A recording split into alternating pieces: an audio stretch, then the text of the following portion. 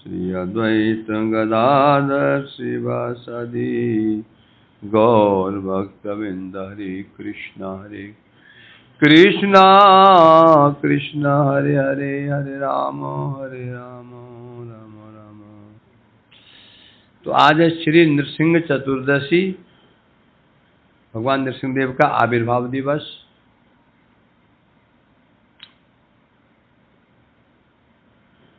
तो भागवत से हम लोग कुछ इस प्रसंग का अनुशीलन करते हैं।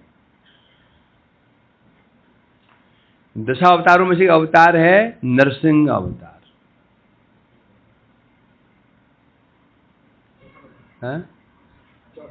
चौथा नंबर अवतार नरसिंह अवतार। नृ और सिंह मिला हुआ अवतार है। तो कथा इसकी कथा वर्णन है भागवत के सप्तम स्कंद में।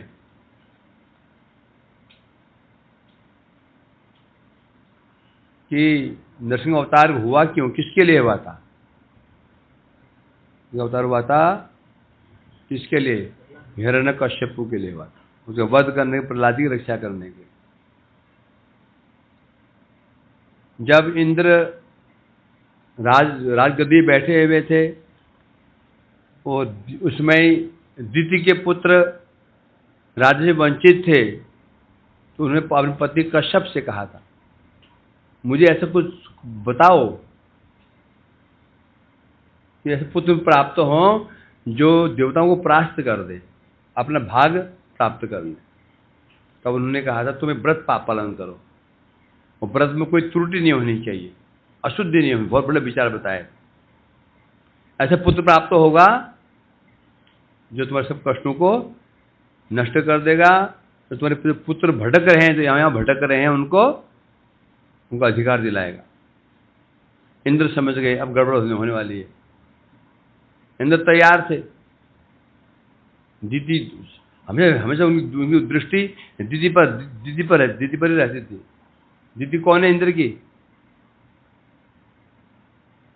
सौतेली माँ। इसलिए उनके घर आते जाते रहते, वहीं पे घूमते रहते थे। सोचते थे कोई कहीं गड़बड़ तो करेगी। एक दिन दीति रात को भोजन किया, शायद मुख धोए बिना सो गई।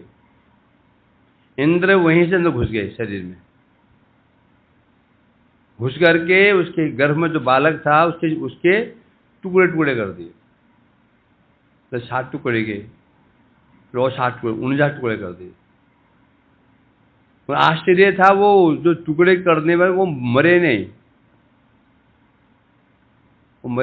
वो सब जीवित हुए। तो उन्होंने कहा, इंद्र से कहा, हम तो आपको भाई हैं, आप हम मारना क्यों चाहते हो? इंद्र समझ गए ये जो पुत्र हैं ये हमारा अनिष्ट नहीं करेंगे। उनको अपना लिया। वही बने 49 मरुदगण। दीति की आंख खुली, देखा कि सामने 49 बालक खड़े हुए, बड़े सुंदर बालक खड़े हुए, इंद्र के साथ में खड़े हुए। इंद्र से पूछा, बेटा ये कौन है? इंद्र ने पूरी कथा बता दी। मैं तो मत आया इसलिए था आपके पुत्र का वध करने के लिए, और मुझे अवसर मिल गया। जब आप अशुद्ध हुई थी तो मैं आप अपवित्र हो गई थी, मैं अंदर घुस गया था, मैंने वध भी कर दिया था। परंतु आपके पुत्र सामान्य पुत्र नहीं है, इनकी मृत्यु नहीं हुई। तब उनको इंद्र ने उनकी गिनती देवताओं में कर ली थी।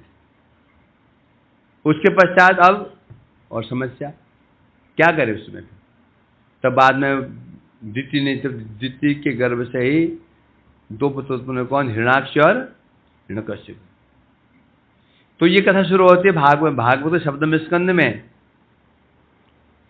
प्रसंग है सुख परीक्षित संवाद के अंतर्गत। परीक्षित ने पूछा था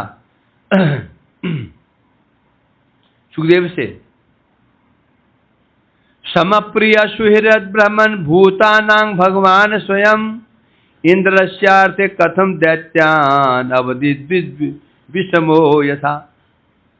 प्रश्न पूछा था एक भगवान सुखदेव गोस्वामी जी, सर्वत्र प्रसिद्ध है भगवान कैसे हैं? समभाव संपन्न है, ना कोई उनका मित्र है ना कोई शत्रु है? उनके मित्र शत्रु क्यों नहीं है? हमारे मित्र शत्रु हैं, उनके मित्र शत्रु क्यों नहीं होते हैं? क्यों? क्योंकि हमारी कामनाएं हैं, हमारे अंदर अभाव है, कामनाएं हैं। हमारी कामनाएं ही हम किसी को हमारे शत्रु बना देती, किसी को मित्र बना देती। जो हमारी जो कामना है, जो उसमें बाधा पहुंच जाता है तो हमारा शत्रु बन जाता है, जो हेल्पर बन जाता है वो मित्र बन जाता है। ये कह रहे हैं यहाँ पर भगवान ऐसे नहीं है। ऐसे कैसे हो गए? भगवान का अभाव तो है नहीं कि एक का पक्ष लेंगे एक का पक्ष नहीं लेंगे। वो कैसे हैं? भगवान कैसे हैं? समभाव संपन्न है।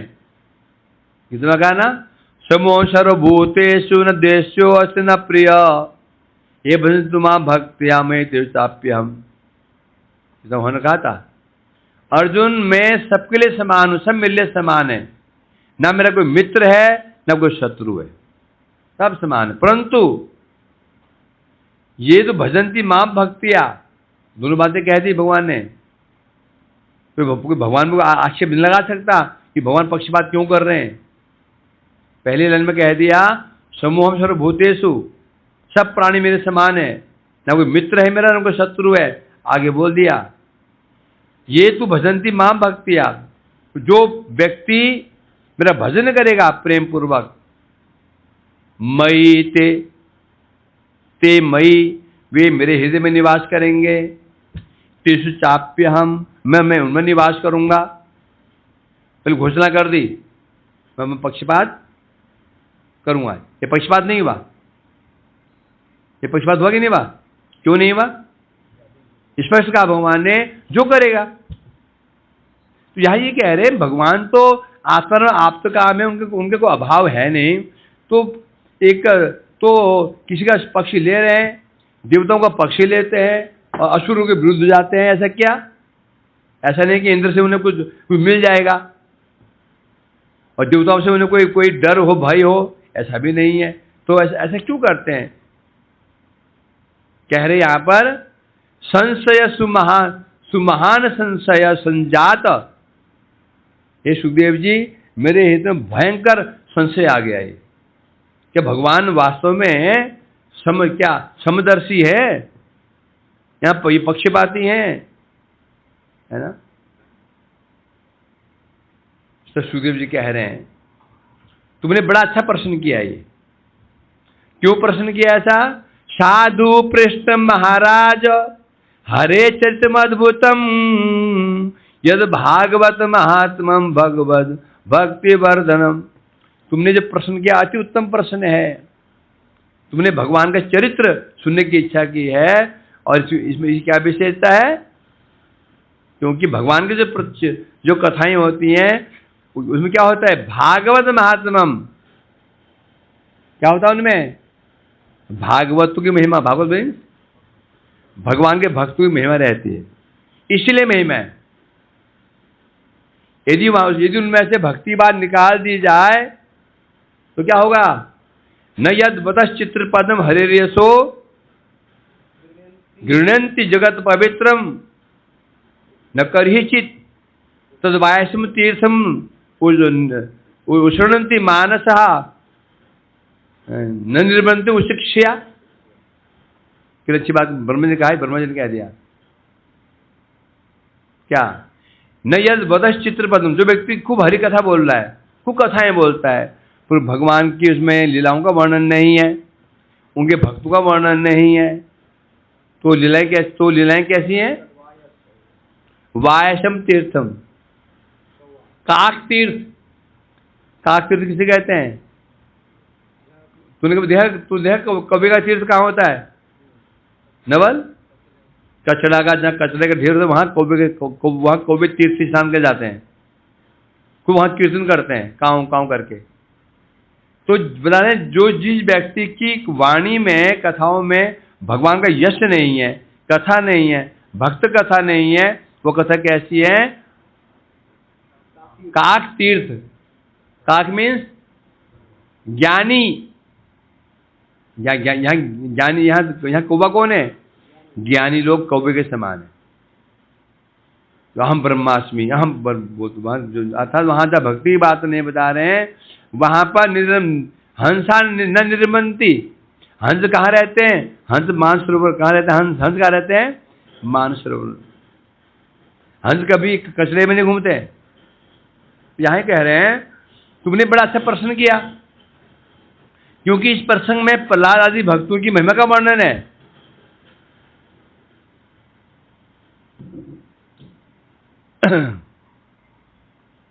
क्या होता सुनने से? भगवत भक्ति वर्ष। बंद कर दे इसको। अब यहां पर वास्तव माइक काम कर रहा है। रहने दे, बैठ बैठ बैठ। जो तुम्हें प्रश्न पूछा है, प्रश्न तो है भगवान का, पर इस प्रसंग में वर्णन होता है भक्तों का जीवन चरित्र। श्रवण करने से भगवत भक्ति वर्धनम।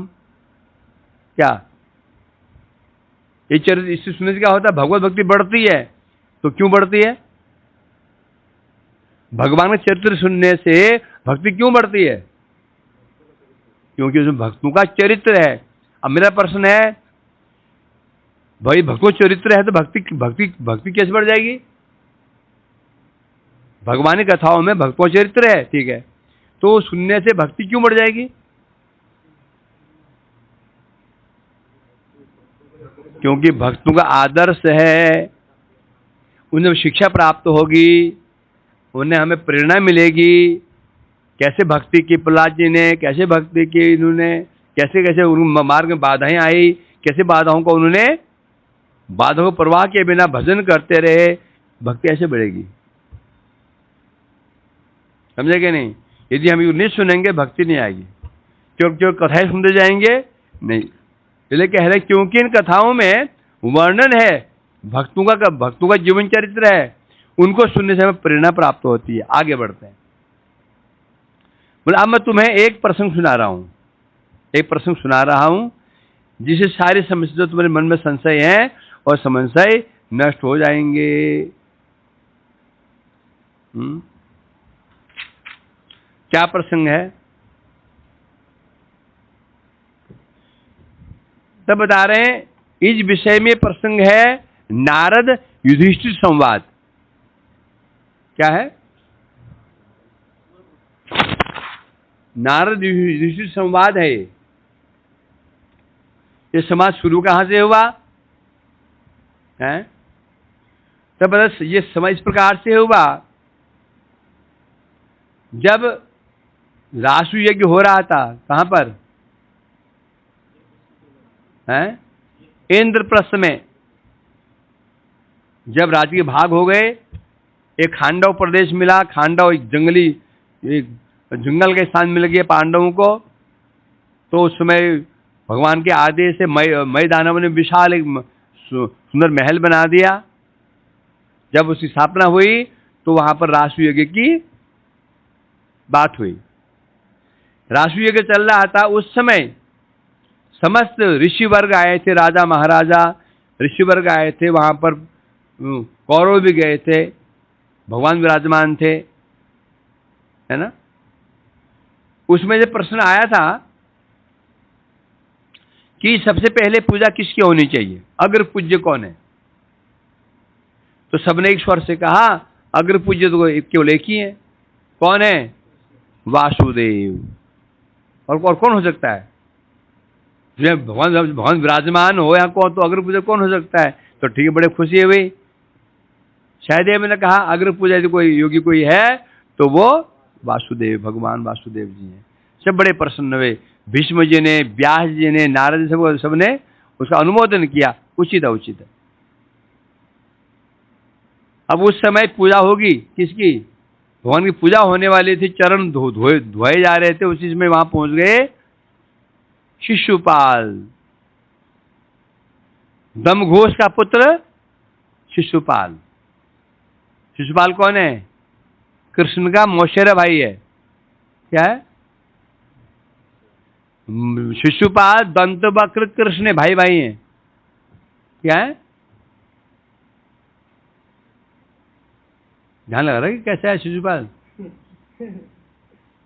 हैं? तो इस प्रकार से अब इसी समस्या क्या थी? इसी समस्या ये है कि ये बाल्यावस्था से भगवान के कृष्ण का घोर विरोधी रहा है। क्यों क्यों क्यों विरोधी रहा है? जब इसका जन्म हुआ था ना, इसके 3 नेत्र थे और 3 हाथ थे। एक नेत्र एक्स्ट्रा था, एक हाथ एक्स्ट्रा था। अब जन्म में विचित्र जन्म है। 4 भुजाएं होती तो भगवान मान लेते।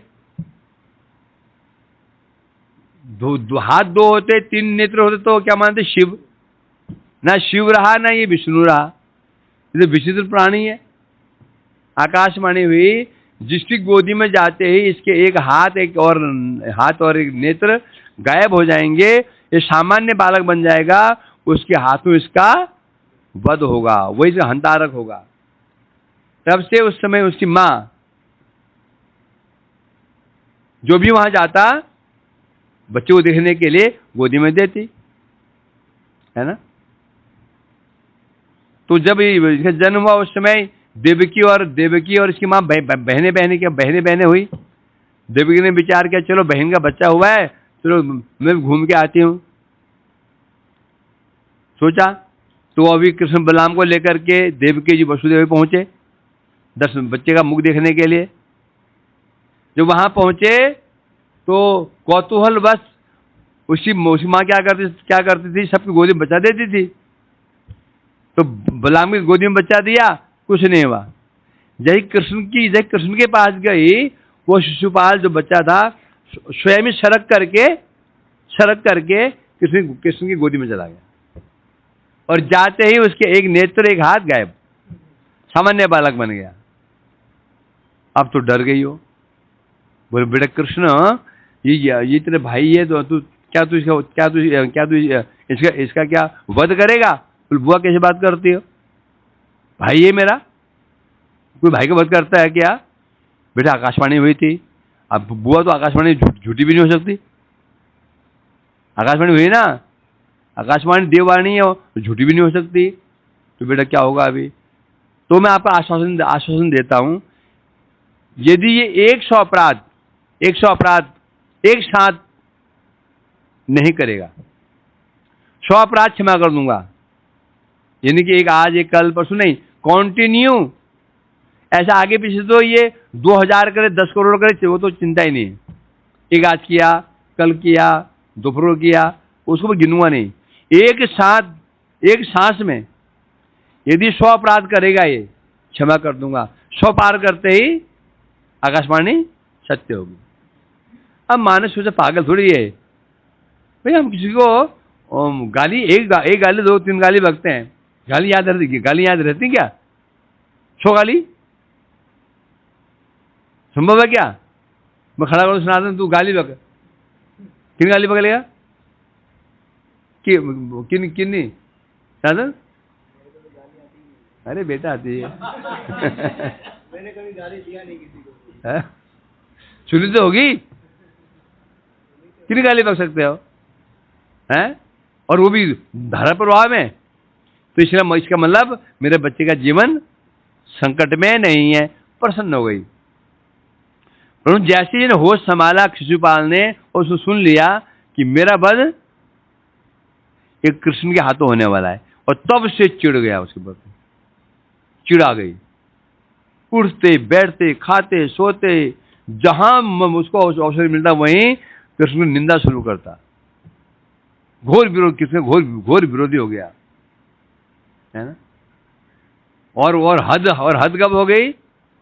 और तब तो और भी बांट टूट गया जब शिशुपाल से विवाह होने वाला था रुक्मिणी का। कृष्ण ने वहां से हरण करके लिया उनको। रुक्मिणी ने अपनी बहन का विवाह तय किया था रुक्मिणी किसके साथ में? शिशुपाल के साथ में। कृष्ण गए और रुक्मिणी को हरण करके ले आए। आग में मतलब घी पड़ गया। अब तो मतलब कि जो विरोध था इतना घनघोर विरोध हो गया कुछ नहीं। और आज यहाँ पे तो पूजा हो रही थी कृष्ण की, और शिशुपाल पहुंच गया। वो भी तो राजा है। आज जैसे देखा कृष्ण की पूजा हो रही, बस उसका तो बैर जो था उभर के सामने आ गया। जो उसने शुरू कर दी कृष्ण की निंदा, ये ग्वाला है, ये पाखंडी है, ये झूठा है, ये स्त्री लंपट है, इसका तो ये बाप कौन है जो ये पता नहीं है। कभी कहते नंदन नंदन, कभी वसुदेव नंदन को ये पता नहीं है। वो भक्त गाली बकते जा रहा है, गाली बकते जा रहा है, अपान पे अपान, अपान पे अपान। भीष्म खड़े हो गए, भीम खड़े हो गए। कृष्ण ने कहा नहीं, शांत हो जाओ, बोल। ये करते करते करते 100 पार कर गया। कृष्ण चक्र उठाया, चक्र छोड़ दिया और चक्र से उसे गर्दन कट गई। ये सामान्य बात है। जो गर्दन कट गई उसकी आत्मा निकली और घूमते घूमते घूमते घूमते घूमते कृष्ण चरणों में समा गई। ये विशेष बात हुई थी। जब उसी चरणों में वो आत्मा प्रवेश कर गई कृष्ण चरणों में, ये देख करके जिन्हें वहां पर ऋषि वर्ग थे सब बड़े आश्चर्यचकित हुए। विशेष रूप से कौन? युधिष्ठिर महाराज। उसमें दृष्ट्वा महाद्भुतम राजा राजसूये महाकृतौ वासुदेवे भगवती सायुज्यम चेति बुभुज। ये अद्भुत दृश्य को देख करके, क्या दृश्य कि शिशुपाल इतनी निंदा भगवान की और उसकी आत्मा प्रवेश कर गई भगवान में। मतलब तो कौन सी मुक्ति हुई है? सायुज्यम, सायुज्य प्राप्त हो गया। सयुज्य, युज मने मिल जाना, युज, युज मने मिल जाना। युज से बनता है योग। अब तो अंग्रेज की दुम बन गई। पहले क्या था? एक योग एक, दो योग दो, चार धन, योग बोलते थे ना। ये कैसे हो गया? ये देख करके जो वहां पर महाराजा, जो राजा लोग सब बड़े आश्चर्य पड़ गए। उस समय युधिष्ठिर महाराज ने पूछा उस समय, अहो अत्यद्भुतम हेतत् दुर्लभे कांति नामपि वासुदेवे परे तत्वे प्राप्ति चेदस्य विद्विषः एतद् वेदितुम् इच्छाम सर्व एवं मुने भगवन् निंदया वेणो द्विजयतमसि पातित दम घोष सुत पाप आरभ्य कल भाषणात् संपर्त्यमर्षि गोविंद दंत वक्रस दुर्मते। युधिष्ठिर ने पूछा, अहो अति अद्भुतम, बड़ी विचित्र बात है। एकांती नाम अपनी, बड़े बड़े जो एकांती की जो भक्त होते हैं, बड़े ज्ञानी होते हैं, उनके लिए भी दुर्लभ है। क्या दुर्लभ है? भगवान में मिल जाना, समा जाना बड़े बड़े भक्तों के लिए भी आसान नहीं है। तो फिर ये जो शिशुपाल है, इसे ऐसी गति कैसे प्राप्त हो गई? बोले क्यों? भगवान निंदा बेन द्विजय तमसे पाते, तो क्योंकि राजा वेन कौन थे? वेन कौन थे? पतंजलि, पृथ्वी के पिताजी। महाराज पृथ्वी कहां से हुआ? राजा वेन के शरीर से हुआ। राजा वेन बड़े क्या था? वह निंदुक था भगवान का, बहुत निंदा करता था, है ना। तो उसका वध कर दिया ऋषियों ने, और ये ऋषि वध कर दिया तो फिर उसके जंघाओं का मंथन किया गया। उनसे एक काला व्यक्ति उत्पन्न हुआ, बड़ा डरावना, और जंगल की ओर भाग गया। फिर उनकी भुजाओं का मंथन किया गया, वेण का। उनसे उत्पन्न हुए महाराज पृथु, भगवान के शक्तिवेश अवतार। तो यहां कह रहे हैं राजा वेण ने भगवान की निंदा की, परिणाम क्या परिणाम हुआ? उसको नरक जाना पड़ा। परंतु दमघोष का पुत्र ये जो शिशुपाल था और दंतवक्र, इन दोनों ने ही जन्म से, कब से बता रहे हैं? जब ये तुतलाकर बोलने लगे थे फिर बच्चा कैसे बोलता है? पहले बोले तुतलाता है ना। जब तुतलाकर बोलते तब से इन्होंने निंदा शुरू करी, अभी तक करते रहे, रात दिन निंदा की। इतनी निंदा करने की कैसे बता रहे हैं यहां पर?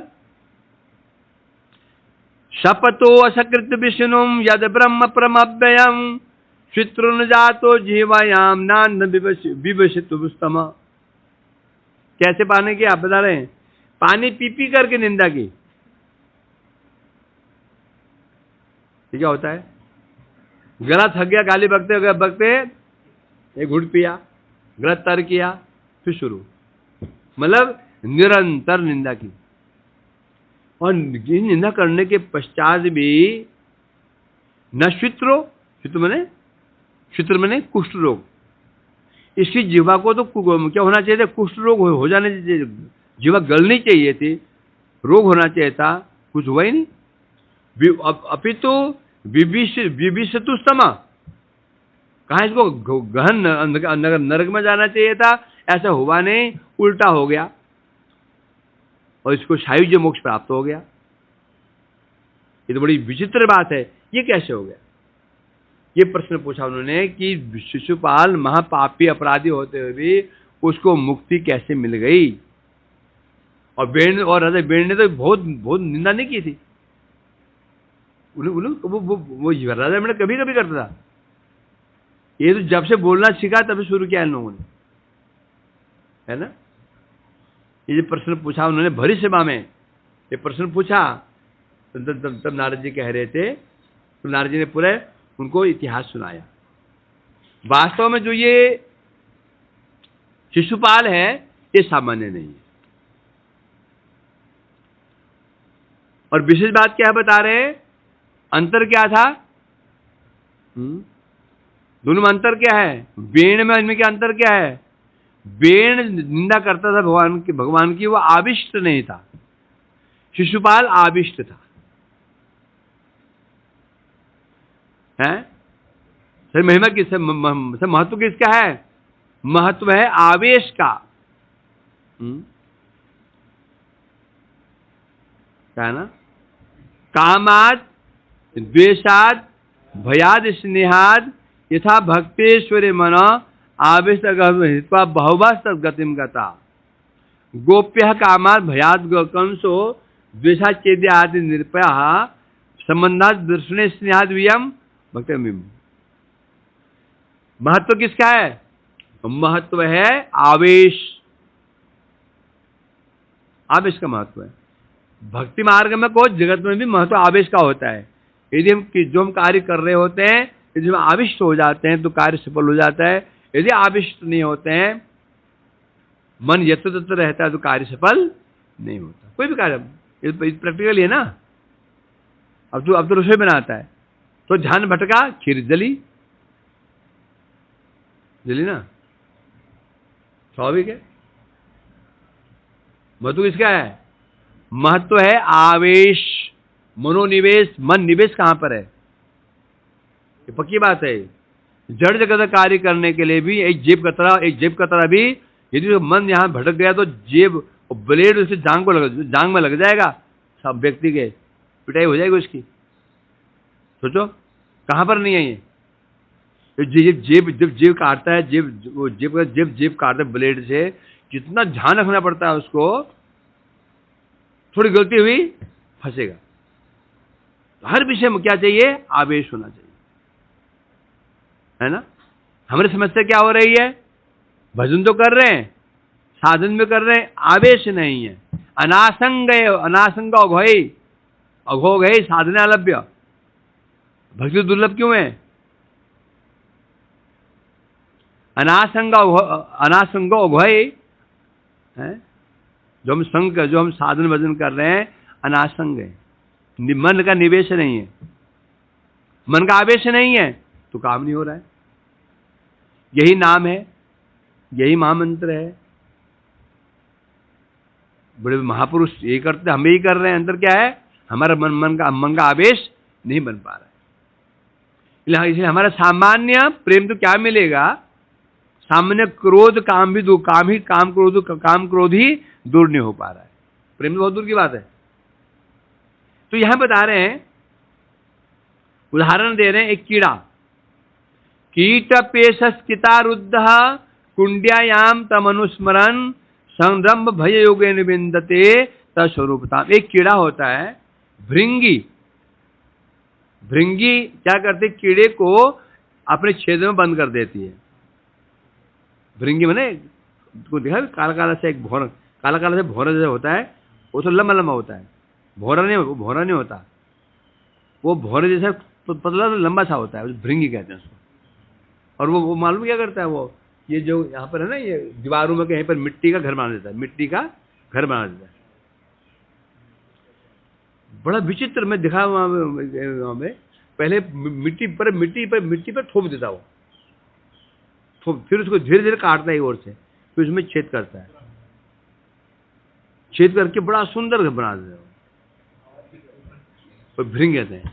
वो क्या, वो भृंगी क्या करता है, कीड़े को ले आता है, उस छेद में बंद कर देता है और बाहर से उसको क्या करता है, डराता है, भौं भौं भौं भौं भौं करता रहता है। और जो कीड़ा है ना, वो डर जाता है, चिंतन, वो भृंगी का चिंतन करते करते करते करते उसकी आकृति और भृंगी जैसे हो जाती है तो कीड़ा, वो भृंगी नहीं है, परंतु वो उसका जब बाहर वो बंद करके बाहर से आवाज कर रहा है, उसको डर रहा है, आवाज कर रहा है, सुनते सुनते सुनते सुनते इन्हें डर जाता है, वो आविष्ट हो जाता है भृंगी के चिंतन में, करते करते चिंतन हो रही है, भृंगी बन जाता है। जड़ जगत में ऐसा है, जड़ जगत में ऐसा है, ये भी जगत में ऐसे एग्जाम्पल हैं। तो यहाँ यही कह रहे हैं, उसी प्रकार बता रहे हैं, काम से, द्वेष से, भय से, स्नेह से और भक्ति से, जिस किसी प्रकार से आवेश्य, मन आवेश्य, जिस किसी प्रकार से मन का आवेश भगवान में हो जाता है, चला जाता है, तो क्या होता है, सारे पाप नष्ट हो जाते हैं और तदगतिम गता, और व्यक्ति भगवत गति प्राप्त कर लेता है।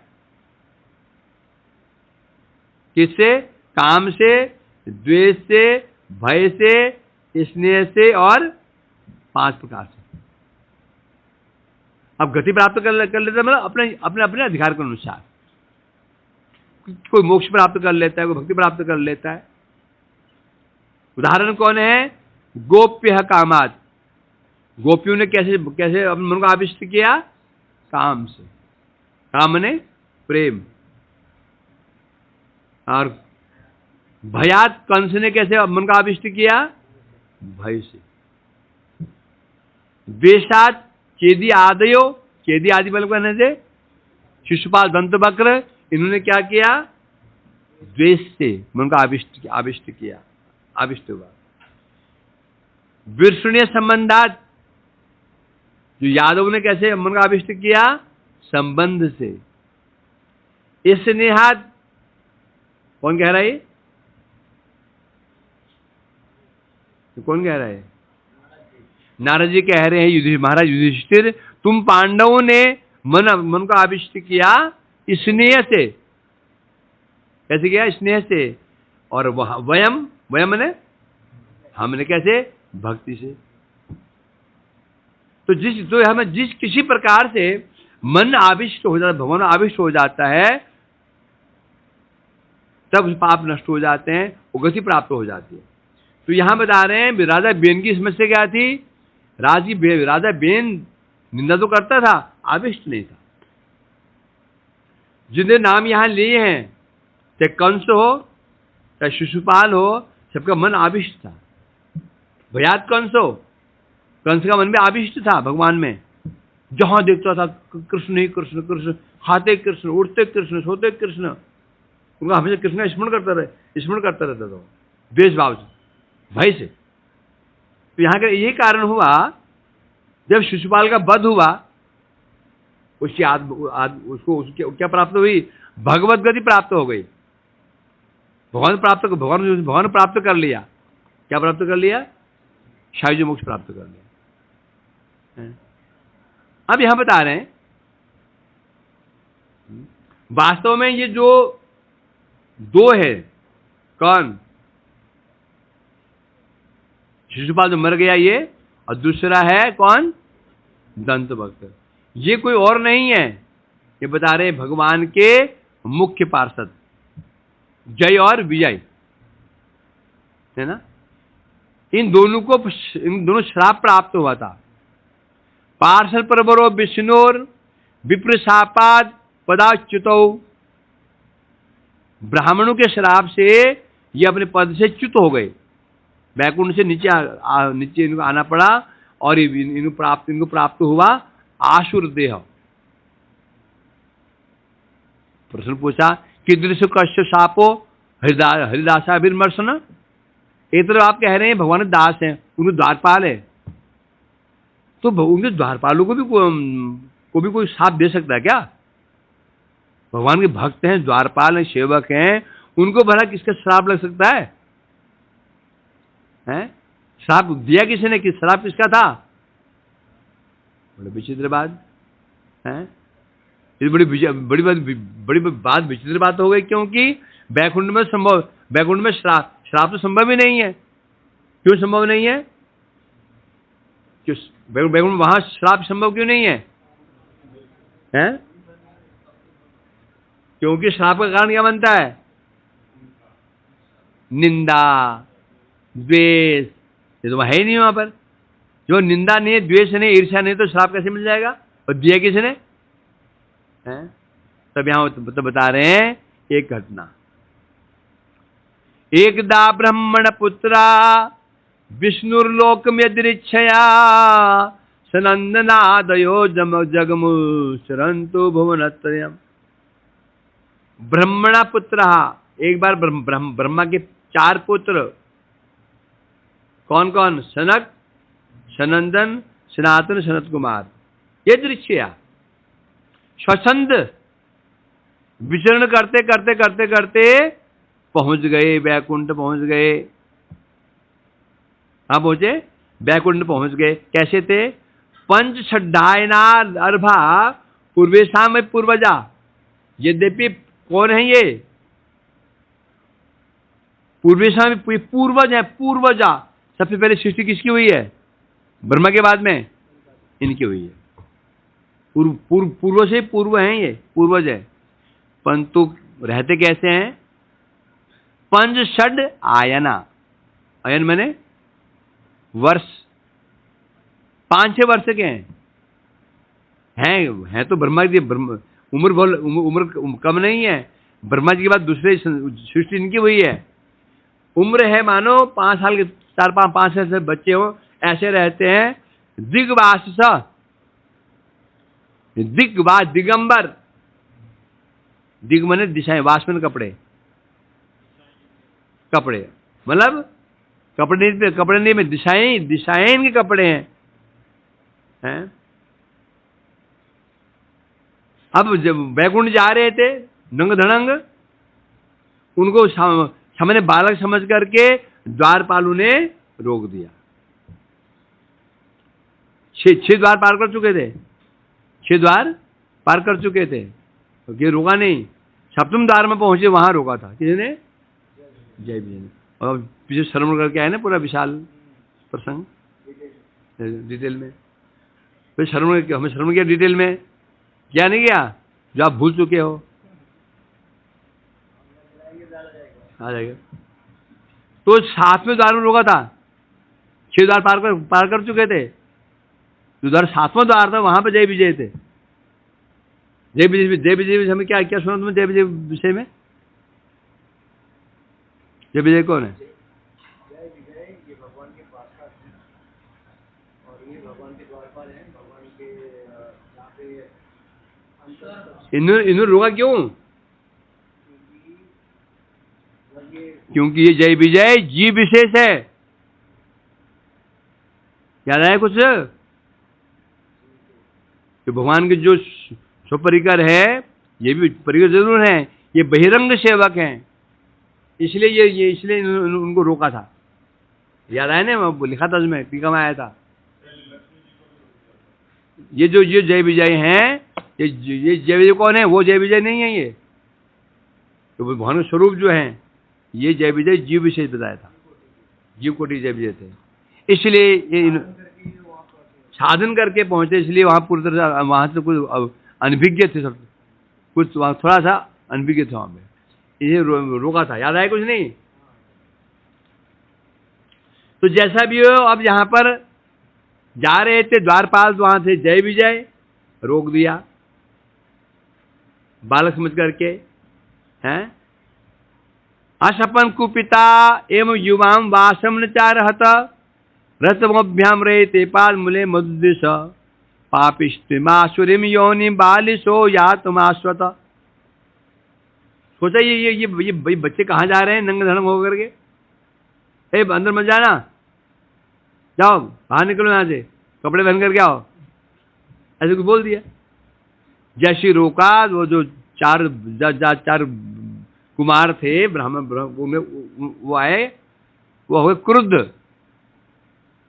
अब उन्हें क्रोध क्यों आया?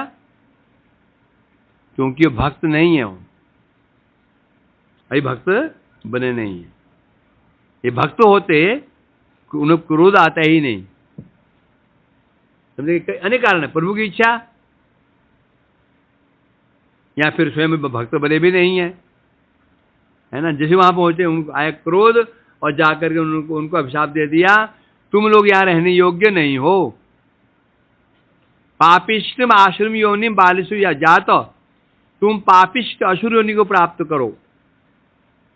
वैकुंठ में रहते हो, यहां ये देखते हो तुम लोग, यहां ये देख रहे हो कि कपड़े पहने हैं या नहीं पहने। ये बच्चा है, युवा है, तुम्हारा दर्शन क्या है? तुम्हारा दर्शन जड़ दर्शन है। ये नंगा है, ये सुंदर है, काला है, पीला है, इसे कहते हैं जड़ दर्शन। तो वैकुंठ है, यहां तो संभव नहीं था। ये रहते हो वैकुंठ में, और तुम्हारे लक्षण जो हैं वो जड़ जगत जैसे हैं। जाओ तुम पापिष्ट असुर योनि को प्राप्त हो जाओ, उनको अभिशाप दे दिया। एवं सप्तो स्वभवनात् पतंतो तक कृपालु भी। अभिशाप देते ही, शाप किसका था? वो ब्राह्मणों का शाप था, तुरंत फलीभूत हुआ। ये नहीं कि 2-3-4-5 दिन बाद होगा। किसी ने तुम्हारा पान कर दिया और 6 दिन बाद उसी टांग टूटी, मन में कहते प्रभु दिखा ना, हुआ ना। मैं पहले मना किया था उसको। इसके महापुरुष बोलते हैं ऐसा, वो दुर्भाग्य को था उसका, वो 1 महीने उसका एक्सीडेंट हो गया। हम क्या सोचते हैं, देखा अपराध क्या था, ये हो गया। हाँ बताओ, समझे क्या नहीं? ऐसा हम सोचता है। यदि वास्तव में तुम्हारा अपान से होगा, तत्क्षण फल मिलेगा। यदि तुम्हारा अपराध क्या, अपान क्या तुम्हारा, यदि उसका फल होगा तुरंत उसी क्षण फल मिल जाएगा उसको। यदि ऐसा नहीं हो रहा है, फिर वो नहीं। जो प्रसंग देखे गए हैं ना, जैसे रामचंद्र खान ने अपराध किया था नित्यानंद के प्रति, अगले दिन पहुंच गए थे वहां पे, कौन मुसलमान लोग पहुंच गए थे ना। हृदय अपराध किया किसने? गोपाल चावल ने किया था ना, नहीं वो गोपाल चक्रवर्ती ने किया था ना, कि तेरे नाक गल जाए, इस नाम से मुक्ति होती हो। अगले दिन गल गई। शिवाजी चरण अपराध किया था किसने? गोपाल चावल ने। अगले दिन ही नाक गल गई। नाक गल जाती है क्यों? सारा खेल नाक का ही है। ये सारे समस्या नाक ने कर रखी है, नाक ऊपर रहती है। पहले नाक ही गला दे, नाक गल। तो कह रहे हैं अब वो नीचे गिरने लगे, तो गिरने लगे। अब साधु कैसे भी जो भी कहो, साधु तो है ना, उनका अभिशाप दे दिया, तो ऊपर गिरने लगे। तो फिर उनके मन में कुछ दया भाव भी आ गई, कृपा उमड़ आई। तो कहने लगे, त्रिभी लोकाय कल्पनात्, तुम 3 जन्म तक जगत में जाओगे, श्राप को भोगोगे, फिर वैकुंठ में आ जाओगे। अब अलग अलग किंवदंतियां, कोई बोलता है उन्होंने कहा था तुम्हें 7 जन्म मिल जाए, तो 7 जन्म मिल सकते हैं या 3 जन्म मिल सकते हैं, ऐसे कुछ सुना मैंने। परंतु यहाँ इसमें 3, तुम 3 जन्म भोग करके वापस यहाँ आ जाओगे, ऐसा कह करके वो दोनों जो पुत्र, वही जो जय विजय थे, क्या बने वो? जज्ञात तो द्वितीय पुत्रो, द्वितीय के पुत्र बने। दीदी कौन है? कश्यप जी की 16 पत्नी में से एक है दिति, जिसे कौन उत्पन्न हुए? दैत्य, दिति से दैत्य हैं। बड़े का नाम था हिरण्यकशिपु ज्येष्ठो, ज्येष्ठ हिरण्यकशिपु था, हिरण्याक्षो अनुज। परंतु वास्तव में हुआ क्या था? गर्भ में पहले कौन आया था? गर्भ में पहले हिरण्याक्ष आया था। वो जमीन में बाहर कौन निकला पहले? हिरण्यकशिपु ने, बोले श्रेष्ठ बोल दिया, वहां से हिरण्याक्ष बड़ा था। गर्भ में जो पहला आया था वो था पहले हिरण्याक्ष आया था।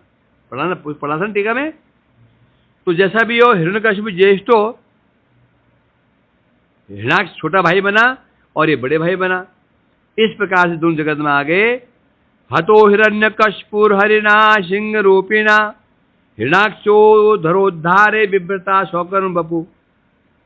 फिर भगवान नृसिंह रूप का धारण करके हिरण्यकशिपु को और पृथ्वी का उद्धार करते समय ब्रहावतार धारण करके हिरण्याक्ष का उसका वध किया है। अब हिरण्याक्ष, अब दोनों भाई चले तपस्या करने के लिए। तपस्या करनी है, शक्ति अर्जन, शक्ति प्राप्त करने। क्यों? अपने भाई बंधु को न्याय दिलाना है। न्याय, क्योंकि ये देवताओं ने हमारा राज्य छीन लिया और इसमें इनकी सहायता करता है विष्णु, और विष्णु को मारना आसान बात नहीं है। तो शक्तियां चाहिए। शक्ति अर्जन करने के लिए गए। पहले गया बड़ा वाला, छोटा वाला हिरण्याक्ष शक्ति अर्जन करके आया, महा अहंकारी हो गया, स्वर्ग लोक में गया, देवता लोग भाग गए, जहां जैसे भाग गए। अंत में कहां पहुंचा वो? अंत में पहुंचा समुद्र के पास पहुंचा। समुद्र ने कहा भैया मैं तो अब बूढ़ा हो चुका हूं, युद्ध क्या करूंगा? मैं तुम्हें उपाय बताता हूं। क्या? तुम लड़ना चाहते हो, तुम्हारा जो खुजली मिटा सकता है विष्णु, और विष्णु कहाँ रहते हैं? और सर्वत्र ही है। तथापि उनकी प्रिय है धरणी देवी, उसको हरण कर लो। ऐसे देवता लोग हैं। बताओ, कष्ट दे दिया पृथ्वी देवी को, उसको ऐसी कुबुद्धि प्रदान कर दी। उसने यही क्या, पृथ्वी को उठा करके पाताल में लेकर चला गया। फिर वराहदेव को जन्म हुआ, अवतार हुआ, उसका वध कर दिया। जब उसका वध कर दिया, उस समय भ्रातृवम विनिहते हरिणा क्रोड मूर्तिना हिरण्यकशिपु राजन पर्याप्त दृशा शुचा। हिरण्याक्ष मर गया। अब उसकी रानियां, उसकी माता, परिवार शोक संतप्त हो गया, लगा रोने, विलाप कर रहा है? उस समय हिरण्यकशिपु सामने आए, आकर बड़े अच्छे से उपदेश प्रदान किए। कौन रोते हो, क्यों रोते? मेरा भाई सामान्य नहीं है, वीरगति को प्राप्त हुआ है। फिर उसको अब 2 उपदेश प्रदान करेंगे। अब यहां पर 2 उनको वो सुनाएगा। क्या उपाख्यान सुनाएगा हिरण्यकशिपु। इसे कहते हैं हरे हिरण्यकशिपु उपदेशामृत। चलो अब शाम करेंगे इसको, टाइम हो गया। हिरण्यकशिपु उपदेशामृत मतलब क्या? ये क्या? जो केवल बोलता है, करता नहीं है, वो सब कौन है? हिरण्यकशिपु। वो हिरण्यकशिपु है। या कंस है। कंस उपदेश देता अपनी बहन को, देवकी को, बहन क्या करूं, मेरी इच्छा मानने की नहीं थी, इनका काल आ गया था। तू चिंता मत करना, सब सब भाग्य के अधीन है। तो जो व्यक्ति उपदेश देता है पालन नहीं करता है, समझो ये कौन है? हिरण्यकश्यप का ही वंशज है। ये हिरण्यकश्यप शिष्य, हिरण्यकश्यप शिष्य। यदि पालन ना करते हो तो उपदेश देना नहीं चाहिए था। देना चाहिए, तो हिरण्यकश्यप पर हो जाएंगे फिर तो आप कुछ तो बनना चाहिए ना, नहीं इधर ना उधर। इसका मतलब नहीं देना चाहिए, आचरण कर उतना ही देना चाहिए। मत दो, क्या दोगे? आचरण